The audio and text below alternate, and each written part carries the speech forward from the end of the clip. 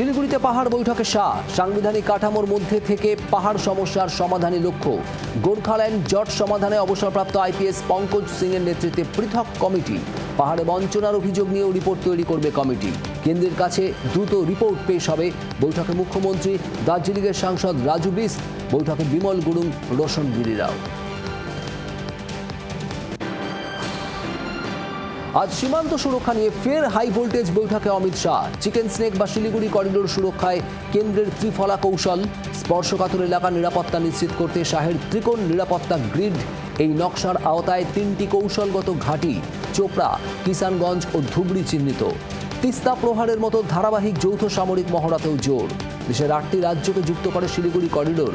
মাত্র 45 দিনেই কাটাতারে 1129 একর জমি বিএসএফকে হস্তান্তর হয়েছে।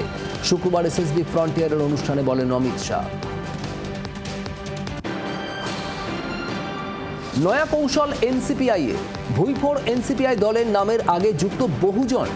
একের পর এক পোস্টে বহুজন এনসিপিআই দলে যোগদানের আহ্বান জানালেন কাকলি ঘোষ দস্তিদারের পুত্র বৈদ্যনাথ ঘোষ দস্তিদার। ফোন নম্বর ও ঠিকানা দিয়ে যোগদানের সময় ঘোষণা। সবাইকে কাছে টানতে উদ্যোগ, দাবি কাকলি। কারা আসল তৃণমূল ছাত্র পরিষদ? 21শে জুলাইয়ের পর এবার 28শে আগস্ট তৃণমূল ছাত্র পরিষদ প্রতিষ্ঠা দিবস পালন নিয়ে সংঘাত। গান্ধী মূর্তি চত্বর দখলে তৃণমূল ছাত্র পরিষদের 2 শিবিরের সংঘাত।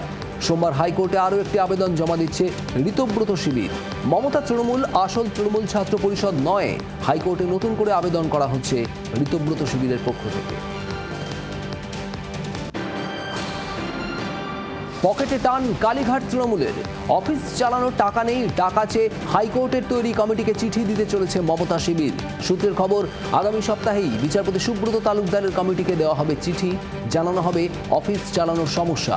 সূত্রের খবর, অফিস কর্মীদের বেতনের কথাও উল্লেখ থাকার সম্ভাবনা চিঠিতে।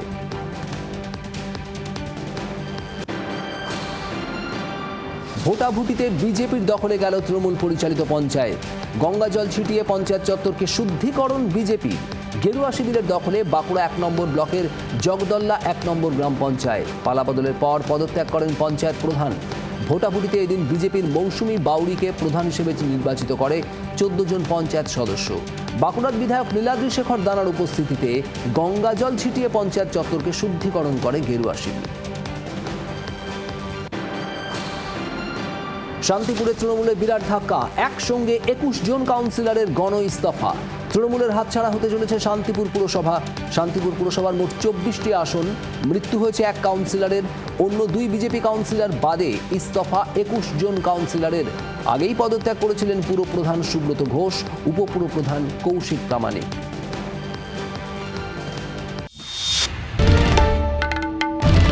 বাংলার আওয়াজ, বাঙালির আবেগ, জি 24 ঘন্টা।